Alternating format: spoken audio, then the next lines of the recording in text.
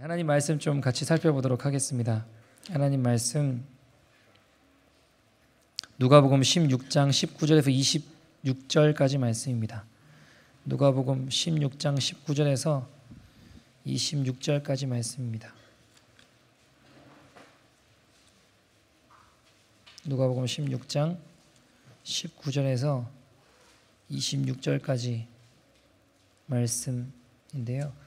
Luke chapter 16 verse 19 to 26입니다.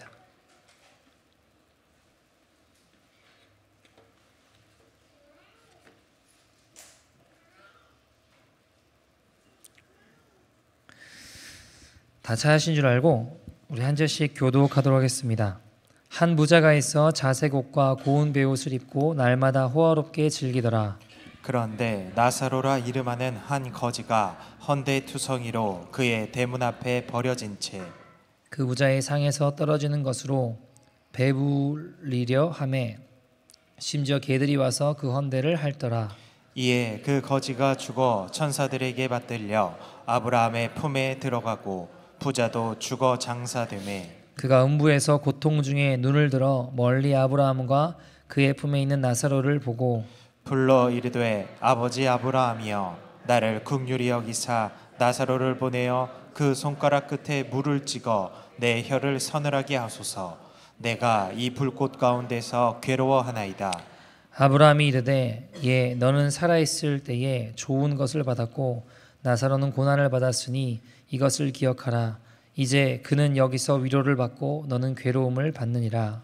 그뿐 아니라 너희가 우리 사이에 큰 구렁텅이가 놓여 있어 여기서 너희에게 건너가고자 하되 갈 수 없고 거기서 우리에게 건너올 수도 없게 하였느니라. 아멘. 하나님의 말씀입니다. 오늘 천국의 대반전이란 제목으로 하나님 말씀 좀 나눠보기를 소원합니다. 여러분들 얼굴 보니까 너무 좋네요. 제가 진짜 너무 보고 싶었습니다. 보니까 제가 기분이 좋아지고 제가 지금 여기 그 시차 때문에 졸려서 그런 게 아니고 여기가 어딘지 정확하게 제가 분명히 이 십자가교회 와서 꿈인지 생신지 지금 굉장히 기쁜 마음으로 말씀 전할 수 있는 것 같아요. 이번에 한 선교사님 이런 이야기를 하시더라고요. 여기서 케냐에서 아이들을 섬기고 또 사람들을 만나면서 참 안타까운 것 중에 하나가 뭐냐면 더 많은 것을 나는 이 아이들을 만날 때 도와줄 준비가 되어 있는데 이 아이들이 눈앞에 있는 것만 보고 거짓말하고 속이고 행동해서 더 많은 것을 준비한 많은 것을 누리지 못하는 이 아이들을 볼 때 너무 마음이 아프다라는 거예요. 예를 들어 한 아이에게 케냐에 있는 한 아이에게 선교사님 심부름을 시켰어요. 그러니까 심부름을 하고 거스름돈이 있을 거 아닙니까? 잔돈이. 그러니까 뻔히 얼마인지 다 알고 뻔히 얼마 남아있는지 다 아는데 굳이 잔돈을 거스름돈을 속이는 아이들의 모습을 볼 때 너무 마음이 아프다라는 거예요. 왜요? 그 거스름돈만 잘 갖다 줘도 그 일들이 한 번, 두 번 반복되기 시작하면 이 아이들을 위해 내가 더 많은 것을 해줄 수 있다는 거예요. 근데 문제는 뭐예요? 그 눈앞에 있는 거스름돈 얼마 되지 않는 그것 때문에 결국 선교사님을 속이고 또 속이고 또 속이다가 아무것도 누리고 경험하지 못하게 되는 아이들을 볼 때 너무너무 안타까우시다고 이야기를 하시더라고요. 근데 제가 그 이야기를 듣는데 우리 주님 앞에 우리 모습일 수도 있겠다는 생각이 들었어요.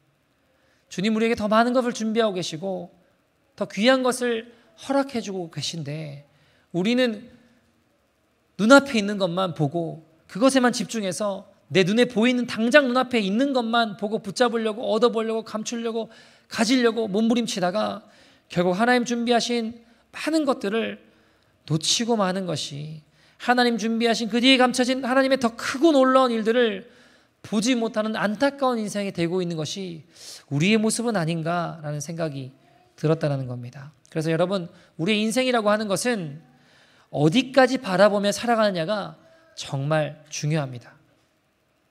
당장 눈앞의 것만 보고 당장 눈앞에 내 유익과 내 원함을 바라보며 살아가느냐 아니면 더 멀리 하나님 허락하신 영원한 것을 또 바라보며 살아가느냐 하나님 예비하신 그 뒤에 감춰진 더 많은 것들을 바라보며 살아가느냐는 인생의 방향과 인생의 길을 바꾸는 정말 중요한 것이라는 것이라는 거죠. 여러분, 우리가 잘 아시는 대로 미국 49번째 주가 된 알래스카는 원래 어느 나라 땅이었나요? 러시아 땅이었습니다. 재정 적자에 시달리는 러시아가 어떻게 했나요? 미국에 이거 쓸모없는 땅 같은데 미국에 팔아야겠다라고 제안을 하게 되죠. 국민들은 춥고 쓸모없는 땅 사서 뭐하냐? 대부분 반대했다고 합니다. 당시에요. 근데 당시 국무장관이었던 윌리엄 시무어가 무리하게 그 땅을 매입을 추진하죠. 윌리엄 시무어가 그 땅을 계속 추진합니다.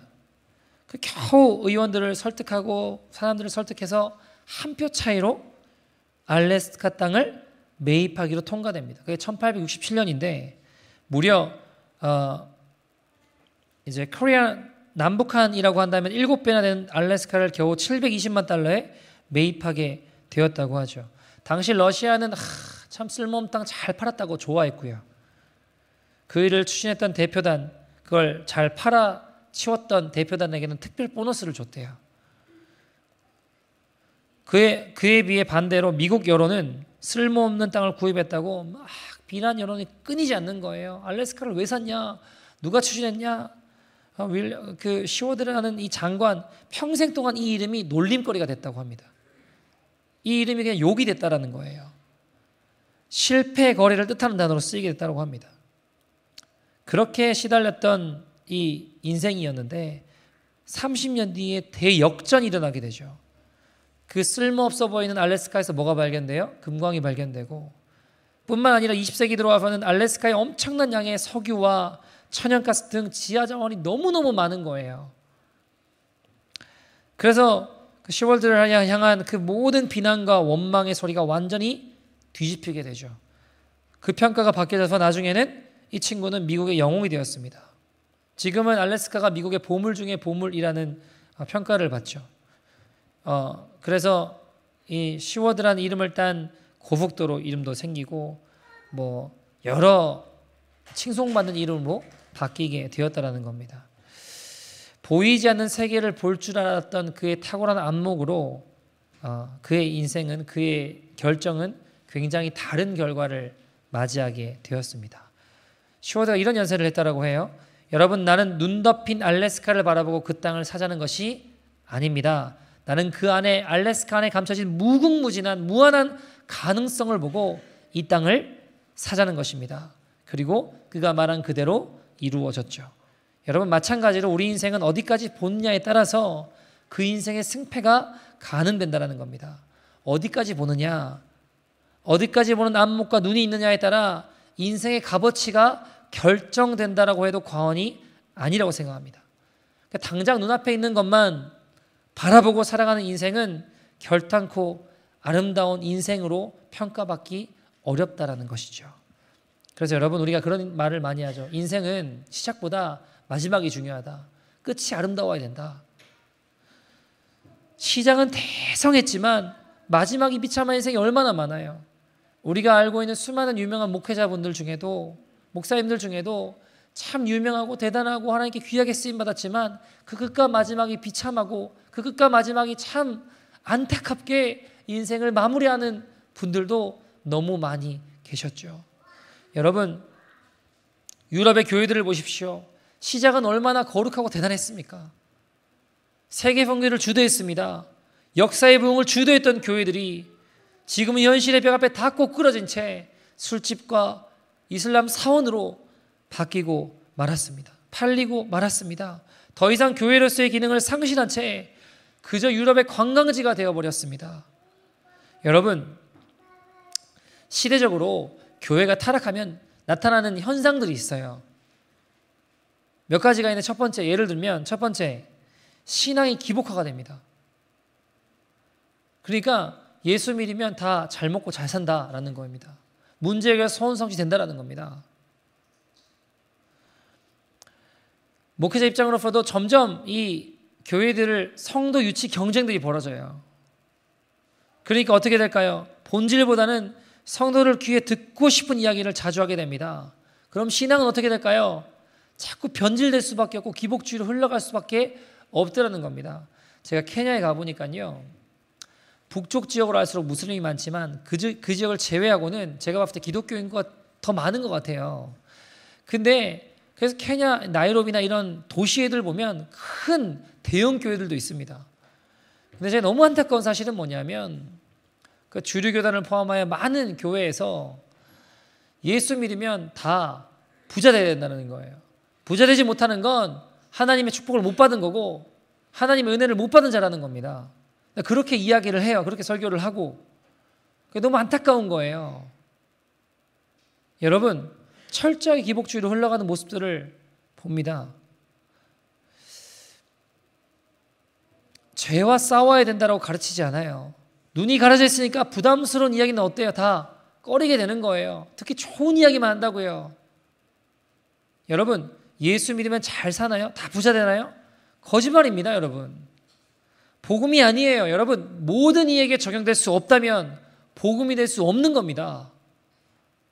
어떤 이에게만 적용이 되고 어떤 이에게는 적용이 되지 않는다면 복음이 아니라고요. 여러분, 병이 다 낫고 문제가 다 해결되고 그렇지 않더라고요. 정말 복음을 경험하면 아파도 병이 낫지 않는다고 해도 여전히 힘들다고 해도 예수님 때문에 행복합니다. 그게 진짜들이에요. 제가 이번에 다닌 지역들 중에 바라고이라는 지역이 있는데 거기는 분쟁 지역이에요. 추르카나 사람들하고 삼부르 사람들하고 이제 뒤엉켜서 거기서 먹을 것도 없고 물도 없고 다 힘들잖아요. 그러니까 이제 옮겨 다니다 그쪽에서 이제 지내는데 싸움이 붙어가지고 서로 막 죽이고, 예를 들면 이 동네 와가지고 삼부르 사람 양을 한 마리 훔쳐갔어요. 그럼 와가지고 뭐 이쪽 사람을 죽이고, 막 난리예요. 이렇게 왔다 갔다 분쟁하고 싸우는 지역들입니다. 근데 그 지역에는 목회자가 아무도 안 들어가려고 해요. 거기 그 케냐에 되게 큰 교단이 있는데, AIC라는 큰 교단이 있는데 그 교단에서도 누가 이 지역에 들어가겠냐면 아무도 손을 안 들어요. 아무도 안 들어가려고 해요. 왜요? 목회자들도 똑같은 마음인 거예요. 나는 교회하고 크고 잘되고 복받고 목회자들 바라는 게 큰 집과 좋은 차와 이런 이야기들만 하고 있으니까 이게 답답하죠. 어쨌든 아무도 안 들어가려는 지역인데 거기에 정말 복음을 경험한 사무엘이라고 하는 목사님이 아무도 안 들어가는 그 열악한 분쟁 지역에 혼자 들어갔어요. 아예 들어가 살아요. 거기 아무도 찾아주지 않고 아무도 지원해주지 않고 아무도 주목해주지 않는데 거기 혼자 들어가서 살면서 복음을 전하는 거예요. 위험해요. 어려워요. 아무 도움이 없어요. 시간이 흘러가도 아무도 그를 알아주지 않아요. 근데 들어가서 주님 주신 은혜를 붙잡고 복음을 전하고 또 복음을 전하고 예수님 사랑 전하더라고요. 참 힘든 일들이 많았어요. 뭐 다 설명할 수는 없지만 그 가운데 저희 이제 선병주 선교사님이 그분 소식을 듣고 찾아가게 됐어요. 거기 가 보니까 먹을 것도 없고 물도 없고 그래서 강도들도 있고 막 그러거든요. 거기가. 그래서 그 목사님 만나서 위로하고 도움 주었는데 이분이 뭐라고 하시냐면 주님이 어떻게 나 같은 사람을 기억하시냐고 막 울면서 기뻐하시는 거예요. 어떻게 나 같은 사람을 주님 기억하시냐고, 나 같은 죄인을 어떻게 주님이 기억하시냐고, 하나님 나 같은 사람 기억하신다고. 그래서 막 울면서 기뻐하더라는 겁니다. 그곳에 교회를 세우고 이제 도움을 주고 어쨌든 그 열악한 곳에서 시간을 보내는 목사님을 보면서 제가 마음에 어떤 생각이 들었냐면 그 얘기를 들으면서 야, 하나님 나라 가면 엄청난 반전들이 많겠다. 하나님 나라 가면 주목하지 않던, 이름도 없이 빛도 없이 섬기던 수많은 사람들이 오히려 하나님 앞에 너무 귀한 칭찬을 받고 오히려 이 땅에서 박수 받은 사람들은 주님 기억해 주지 않는 인생이 될 수도 있겠다는 생각이 되게 많이 들었어요. 가는 곳곳마다 그런 생각이 들게 됐어요. 이번에 제가 아프리카 다니면서 제일 많이 마음에 클릭됐던 단어가 이 하나님 나라 가면 엄청난 반전들이 있겠다. 이거를 가는 지역들마다 봤어요. 여러분, 복음 들고 산을 넘는 자들의 발길이 얼마나 아름답습니까? 매 맞아도 힘들어도 우리 주님 기뻐하신다면 아멘하고 걸어가는 거예요.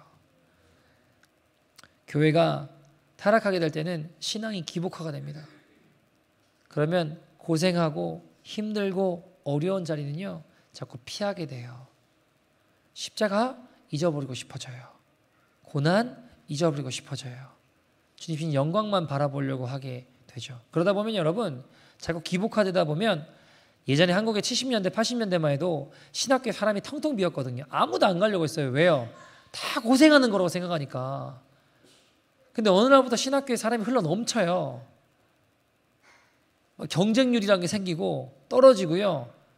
그 정원을 자꾸 늘리는 거예요. 150명, 200명, 몇백 명씩 늘려요. 그래도 막 밀어 터져요. 여러분 이게 정확한 통계인지 모르겠는데 제가 들은 말이긴 해요. 대한민국에 있는 신학생 수를 다 합치면 그 수가 대한민국을 제외하고 전 세계에 있는 모든 신학교 학생 수도 많대요. 여러분 이게 뭐 어떻게 생각하실지 모르겠어요. 여러분 미국 캐나다도 교회가 커지잖아요. 그럼 다 신학교 세워요. 대부분 그러더라고요. 제가 보니까 신학생 수 많아지면 좋은 거 아닙니까? 여러분 홍수가 나면 사방천지가 다 물이라니까요.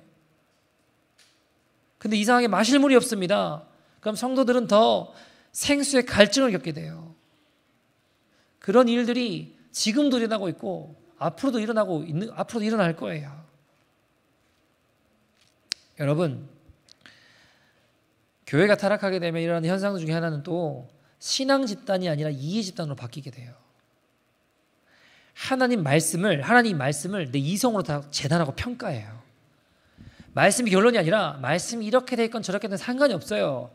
내가 생각했을 때는 이렇다라는 거예요. 내가 이해되고 받아들일만 하면 받아들이고 아니면 말고입니다. 아무리 하나님 말씀이라고 해도 점점 내 생각으로 평가합니다. 여러분 왜 캐톨릭에서 기독교가 개신교가 종교개혁을 했나요? 이루어졌나요? 하나님 말씀을 이 자기네들만 딱 가지고 있고 사람들을 알지 못하게 만들었습니다. 그래서 그 사람들이 하는 말이 전부 하나님 말씀인 것처럼 보이게 했다고 해요. 대표적인 얘기 카톨릭 보면 그런 말 있잖아요. 지옥 한복판에 교황들이 있다고. 왜요? 진리를 알고도 가렸으니까. 얼마 전이었나요? 그 교황이 지옥 없다로 해가지고 한번 이 논란이 구두설이 오른 적이 있죠.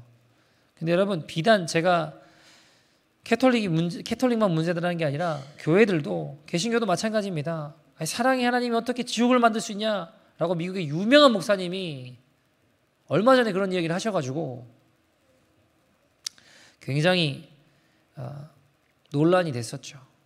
여러분 신앙보다 이해와 감정의 무게추를 두면 반드시 타락합니다. 교회들도 점점 내 판단으로 말씀을 재단해요. 그래서 뭐 지옥이 없다더니 두주의도 알고 하나님 그러잖아요. 보니까 아이도 알고 동성애는 죄가 아니라니 점점 이해 집단으로 바뀌어가는 거예요. 뭐 여러 가지 특징들이 있습니다. 여러분 교회가 타락하면 교회 건물이 비대해져요. 자꾸. 여러분 우리가 신앙의 초석으로 삼고 있는 초대교회들 보면 지금 같은 교회들 있을까요? 없어요. 여러분 없었어요. 죄송하지만 아시아 7교회나 뭐 이런 데 가보면 기념교회들이 있거든요. 그게 진짜 옛날에 초대교회 당시의 교회였을까요? 아니에요. 여러분 핍박하는데 어떻게 대놓고 건물을 지어요. 죽이는데. 이 시대의 교회를 진단해보면 안 걸리는 게 없어요. 여러분 교회가 왜 눈이 가려졌을까요? 교회가 왜 타락할까요?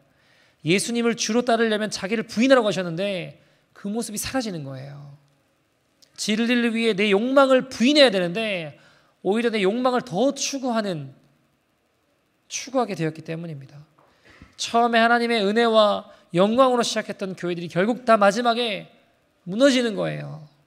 여러분 보세요. 이스라엘 초대왕 사울왕 시작은 어땠어요? 겸손했습니다. 시작은 어땠어요? 아름답고 주님 보시기에 귀한 그릇이었습니다. 그런데 인생의 마지막은 어때요? 귀신 들리고 미워하고 죽이려고 하다가 죽임 당하잖아요. 여러분, 우리가 마지막이 아름답다, 인생의 마지막이 아름답다는 말은 사울처럼 비참하게 안 죽고 편안하게 죽으면 된다는 말일까요? 그렇게 따지면 스데반은 어때요? 스데반은 돌 맞아 죽었습니다. 그죠? 그러면 초대교인들은 어때요? 예수 믿었기 때문에 톱으로 켜서 죽임을 당했다고요. 순교자들은 어떻습니까? 여러분, 마지막이 아름다운 인생이 된다는 건 죽을 때 어떤 모습인가가 아니라 그 이후에 주님 앞에 섰을 때 어떤 모습이냐입니다. 사람 한 번 사는 것은 정해진 것이고 그 이후에는 하나님의 심판이 있죠. 그때 하나님 앞에 섰을 때 모습이 어떠냐가 너무 중요한 거예요. 그게 마지막이 아름다운 인생이 되는 겁니다. 그래서 여러분, 주님 나라를 바라보며 천국을 바라보며 거기에 초점이 맞춰진 인생은 결코 어리석은 인생이 아닙니다. 만약 우리가 이 땅을 바라보며 거기에 이 땅에만 온통 마음이 빼앗겨 이제 살다가 주님 앞에 선다면 얼마나 두렵겠습니까? 이 땅에만 떵떵거리며 잘 살았는데 하나님 앞에 가장 두려운 상황을 맞이하게 될 것 아닙니까? 오늘 본문 보시면 우리가 너무나 잘 알고 있는 말씀이죠. 거지 나사로 이야기입니다. 누구 하나 거지 되고 싶은 사람은 없어요. 그죠? 부자가 되고 싶어 합니다. 거지 되고 싶은 사람 손 들어보라고 하면 아무도 없어요. 그러잖아요. 아닌가요?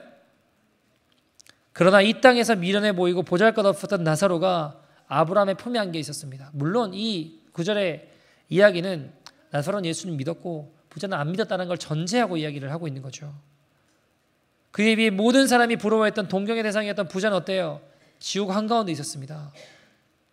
오늘 본문 이야기하고 싶은 것 중에 하나는 하늘나라에서는 이렇게 모든 사람이 쳐다보지도 않던 나사로가 아브라함의 품에 안겨 있고 모든 사람이 부러워했던 부자는 지옥 한복판에 있는 이런 대반전이 얼마든지 이루어질 수 있다는 걸 보여주고 있습니다. 여러분, 부러움의 대상이었던 부자가 내가 지옥 간다, 지옥 갈지 누가 알았겠냐고요. 별 볼 일 없이 살았던 거지 나사로가 천국에 갈지 누가 알았겠냐고요. 여러분, 저는요 단순히 부자는 다 지옥 가고 거지는 다 천국 간다는 이야기가 아니에요. 여러분 다 거지로 사십시오, 그런 말이 아니라고요. 나사로 이야기처럼 우리가 주님 앞에 갔을 때 얼마든지 우리 예상과는 다른 결과들을, 대반전들이 일어날 수 있다는 겁니다. 여러분, 알래스카를 산 윌리엄 슈월드처럼 당시에는 조롱과 비난의 대상이 종국에는 어떻게 돼요? 민족의 영웅이 될 수 있다는 겁니다. 주님 앞에서도 마찬가지로 이런 대역전이 일어날 수 있다는 겁니다. 아무도 들어가지 않으려는 분쟁 지역에, 가난하고 힘든 지역에 들어간 그 사무엘 목사님처럼 이름도 없이 빚도 없이 살아간 그런 귀한 분들이 주님 앞에 섰을 때 주님 어떻게 평가하실까요? 성경은 우리가 매일 산상수훈 읽을 때 보면 나팔 불지 말라 그러잖아요. 오른손이 아닌 왼손 모르게 하라고 하잖아요. 박수 받으면 상이 없다라고 주님 말씀하셨습니다. 그러면 우리가 알 수 있는 건 뭐예요? 이 땅에서 박수 많이 받은 사람은 하늘나라에 기억하실 게 아무것도 없을 수 있다는 겁니다. 그에 비해 누구 하나 주목하지 않았지만 하나님 기뻐하신 일이 자신의 인생을 걸며 자신의 물질과 재능과 시간을 아끼지 아니하며 걸어갔던 자들은 주님 앞에 섰을 때 우리가 예상하지 못한 전혀 뜻밖의 인물이 주님 손에 귀하게 여겨지는 때가 저는 분명히 온다라고 확신합니다. 이번에도 그런 장면들을 너무 많이 봤어요. 너무 더 많이.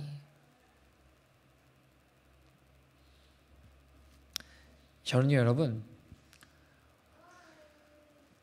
천국 가는 게 제일 중요하고 더 바랄 게 없어요. 제가 종의 길 걸어간다고 일 들어서 이것저것 버리고 주님 쫓아간다고 걸어왔는데 당연히 천국 갈 거라고 믿고 살아왔는데 제 끝이 만약에 천국이 아니고 지옥이면 얼마나 당황스럽고 황당하겠냐고요.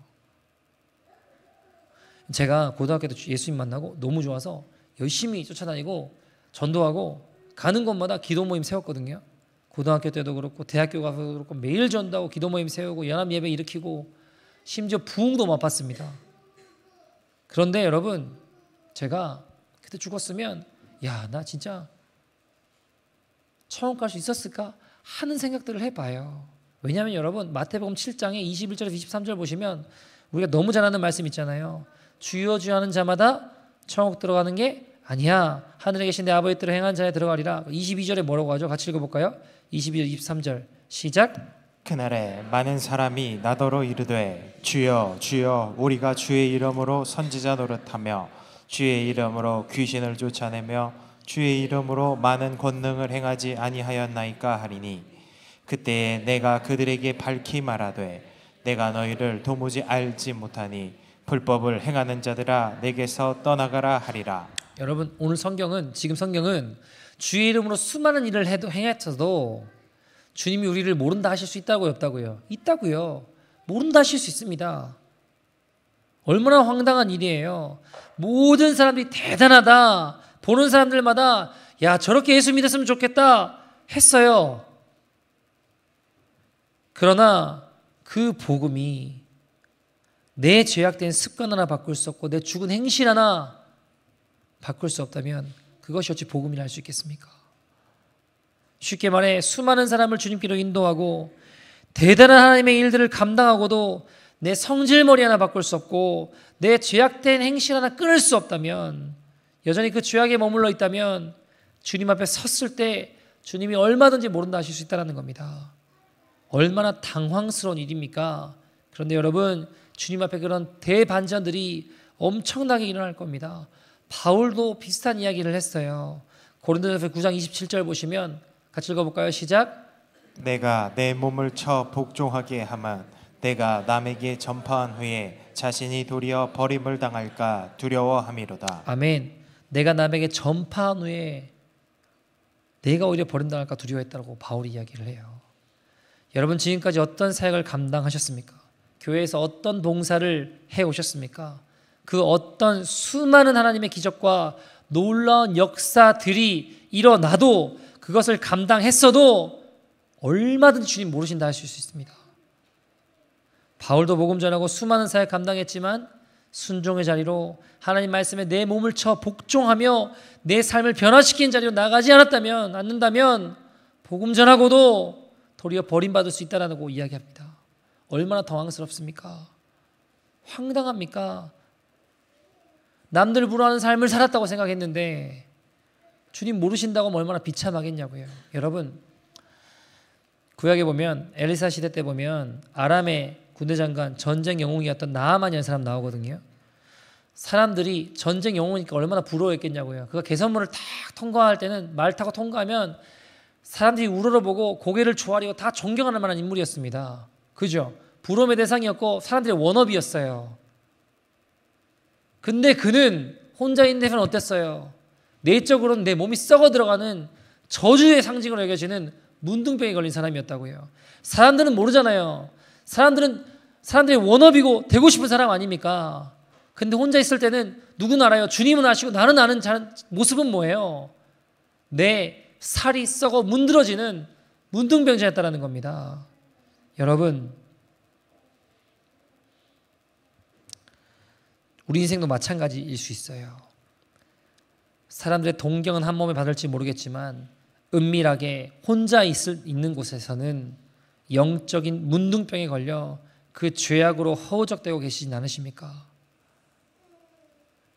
지금 보이는 모습은 멀쩡한 직장도 있고 남부럽지 않게 살고 있고 내가 원하는 모든 것을 가질 수 있고 이룰 수 있는 것 같지만 사실 아무도 모르는 그곳에서는 저처럼 주님도 경멸하시고 증오하시는 영적인 문둥병을 안고 계시지 않으십니까?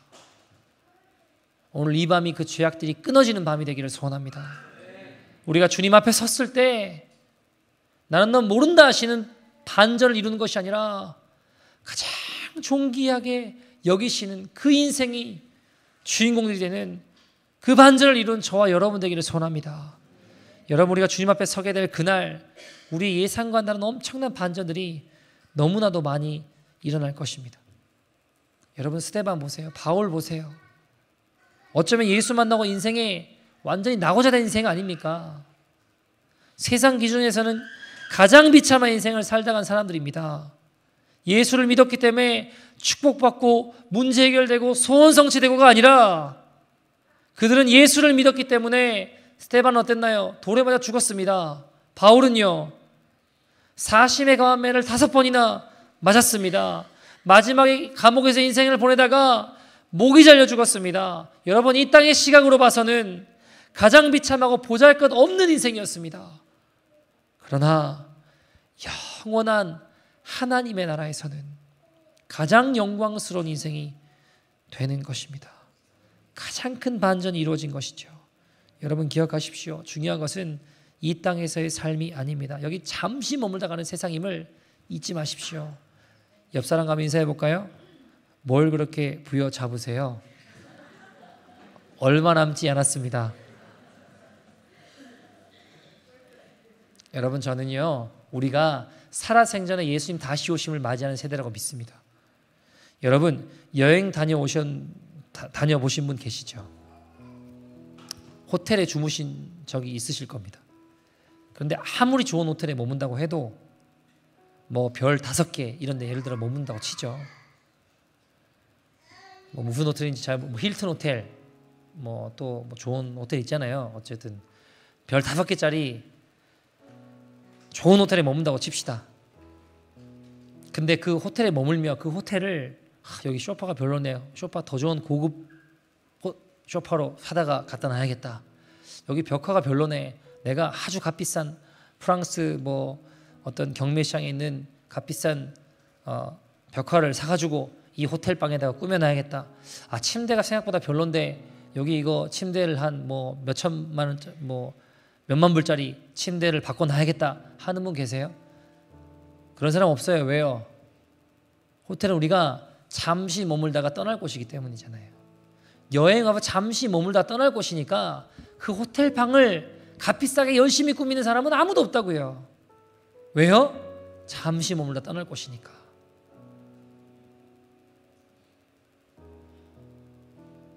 내가 오랫동안 살아야 되는 집에다가 꾸밀 거 아닙니까? 여러분, 잠시 머물다 마는 호텔 같은 이 땅에 사활을 걸지 마십시오. 사랑하며 살기에도 모자란 시간이에요. 에콰도르의 젊은 나이에 순교의 제물이 됐던 짐 엘리엇은 이런 말을 남겼죠. 영원한 것을 위해서 영원하지 않은 것을 버릴 줄 아는 사람은 결코 어리석은 사람이 아니다. 여러분, 제가 이번에 케냐 다녀오면서 가는 지역들마다, 가는 동네마다 야, 하나님 나라 가면 반전들이 일어나겠다라는 생각을 정말 가는 동네마다 했어요. 이름 없는 전도자들, 무슬림 지역에 들어가고 또 들어가 결국 열매를 맺고 나무 밑에서 그냥 예배드리면서 복음 전하고 죽임당하고 그래도 복음 전하고 또 들어가고. 참 가는 곳곳마다 귀한 사람들을 많이 봤어요. 그렇게 마음에 깊이 또 새겨진 단어, 천국의 대반전. 천국의 대반전. 야, 이거 너무 선명하게 다가오더라고요.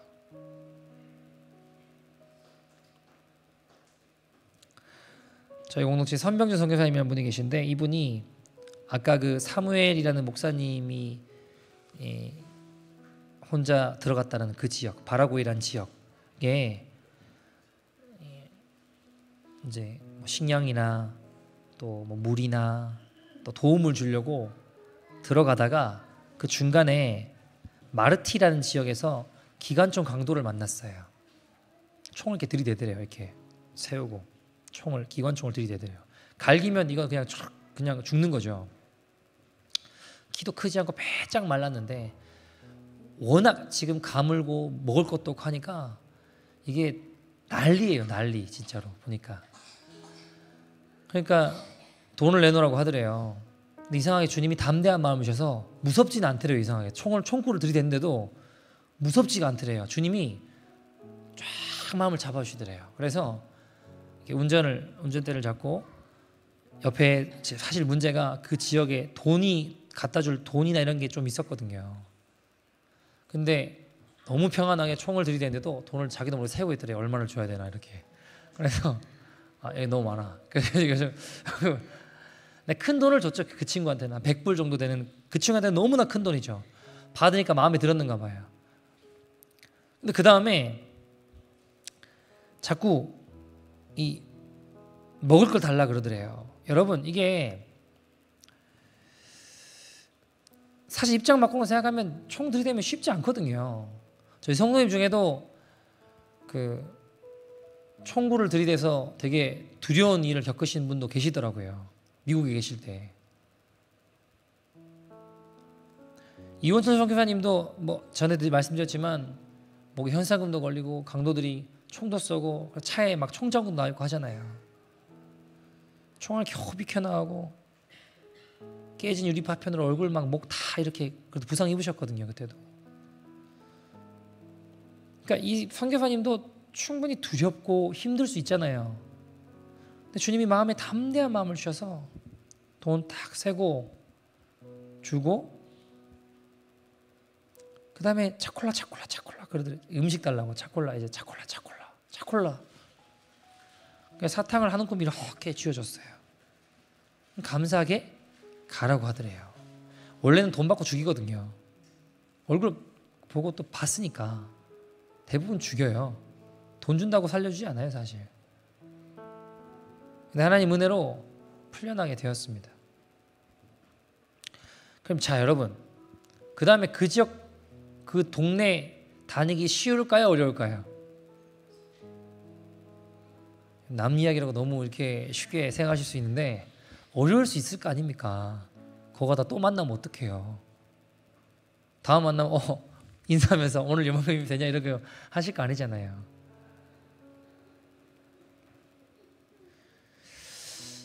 내가 너희를 도우러 온 사람인데 돈 뺏고 죽이려고 한다고 생각하면 때로는 화가 날 수도 있을 것 같아요. 아니, 내가 지금 당신네들 도우려고 지구 반대편까지 와가지고 섬기고 사랑한다고 하는데, 근데 이 선교사님 마음에 자꾸 빼짝 마르고 기관총 누르고 차콜라 하는 그 모습이 자꾸 생각이 나더래요. 이게 불쌍하더래요. 이상하게 너무 빼짝, 얼굴은 선명하게 가리고 있으니까 기억은 나지 않는데 키도 조그만하고 빼짝 마른 그 아이 같은, 모르겠어요. 나이는 모르겠지만 총을 들고 손을 내밀어서 차콜라 하는 그 놈이 자꾸 마음이 생각이 나면서 이게 떠나지 않고 기도를 하게 되더래요. 야, 얼마나 먹을 게 없고 가물고 죽을 것 같았으면 총 두고 나도 강도짓을 할까. 안타깝다. 그러다가 마음에 내가 그 마을에 들어가야겠다. 그 마르티란 마을에 들어가야겠다. 그 지역을 지나서 이제 원래 그 바라구이라는 지역을 갔잖아요. 그 가던 길 중간에 있던 지역이거든요. 여전히 분쟁 지역이고 여전히 여러 가지 어려움이 일어나는 지역이에요. 근데 마르티란 그 지역을 내가 들어가야겠다. 그 교회, 그 마을에는 교회가 없을까? 그 마을의 치프, 그러니까 추장은 누굴까? 그걸 막 연락해서 알아보기 시작했어요. 그 연락이 닿은 거예요. 추장하고 이제 내가 거기 들어가려고 한다. 마을을 내가 도우려고 한다. 식량을 나눠주고 먹을 걸 나눠주고 물도 나눠주고 내가 그 마을을 좀 돕고 싶다. 추장이 좋아하죠, 그죠? 그래서 그 지역에 다음 달 이제 7일에서 9일에 들어가기로 결정을 했어요. 현지 목사님 한 분하고 자꾸 그 친구가 생각이 나더래요. 차콜라 하는 그 친구가. 근데 제가 그 얘기를 듣는데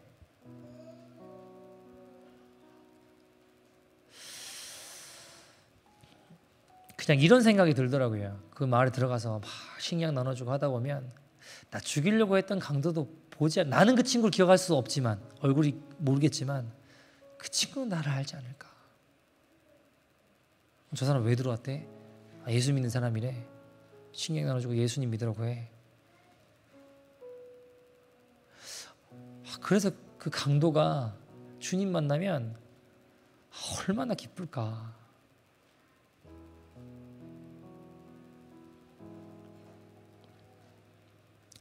여러분, 이런 질문 앞에 서봐요. 나는 과연 여러분 스스로에게도 나를 죽이려는 사람을 살리기 위해서, 나 죽이려고 했던 사람을 살리려고 거기 다시 들어갈 수 있을까?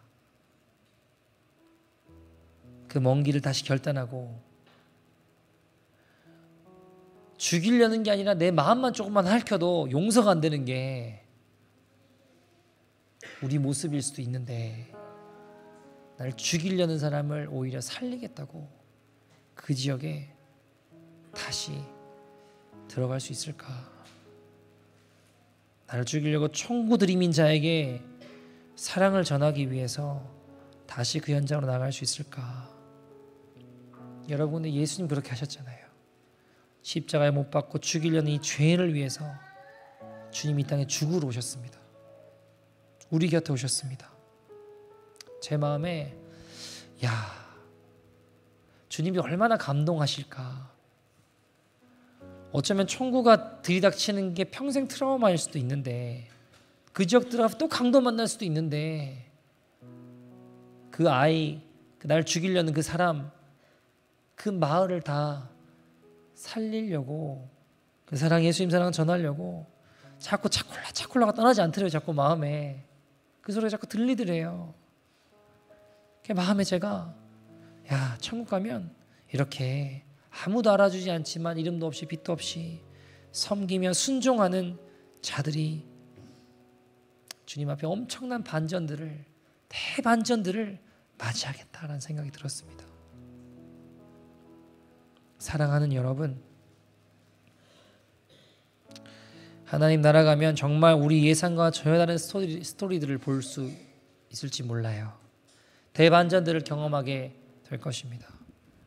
그렇기 때문에 죽으면 죽으리라에 에스더도, 스데반도, 바울도 저 하늘나라를 기억하며 살아갔기에 영원한 승리자가 될 수 있었던 것입니다. 정말 그것을 소망하며 살아가는 진정한 승리자들이 되기를 소원합니다. 같이 한번 기도했으면 좋겠는데요. 고린도후서 6장 9절 10절 이렇게 이야기합니다.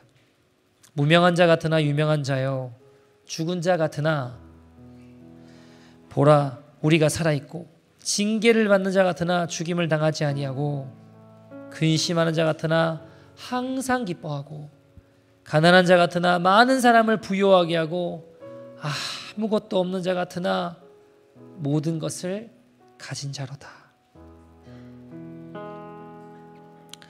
우리가 이 시간 같이 한번 기도했으면 좋겠는데요. 사랑하는 여러분, 먼저는 우리가 회개했으면 좋겠습니다. 두 가지 정도 같이 기도했으면 좋겠는데, 하나님, 나 주님 열심히 따른다고 했지만 어쩌면 그 처음에 서두에 말씀드렸던 선교사님 만났던 아이들처럼 주님은 그 뒤에 많은 것을 준비하고 계신데 그건 보지 못한 채 잔돈만 보고 눈앞의 것만 보고 그거 얻으려고 목말라 하는 내 모습, 주님 용서하여 주시옵소서. 주님, 사람들의 칭송은 받았지만, 나만 장군처럼 사람들에게 칭송받고 영광은 받았지만 어쩌면 영적인 문둥병에 걸린 인생이 우리 인생 아닙니까? 사람들의 존경은 받았을지 모르겠지만 내 속은 하나님 기뻐하지 않는 죄악으로 문드러지지는 않으십니까? 이제는 진실한 사람으로 그곳에서 벗어나게 하여 주옵소서. 진실로 거듭나 그 죄악 끊어버리고 영원한 하나님의 나라 소망하는 거룩한 인생이 되게 하여 주시옵소서. 더불어 하나님, 내가 이 땅의 것들에만 목말라 했던 어리석은 삶을 용서하여 주십시오. 고린도후서 6장 9절 10절 말씀처럼 이 땅에서는 미련하나 하늘나라의 가장 귀한 자가 되게 하여 주십시오. 주님, 그리하여 천국의 대반전이 무서운 결과를 맞이하는 것이 아니라 가장 영광스러운 결과를 맞이할 수 있는 하나님의 사람들 될 수 있도록 인도하여 주시옵소서. 우리 다 같이 회개한 심령과 마음으로 주의 이름 부르고 동성으로 기도하겠습니다. 주여!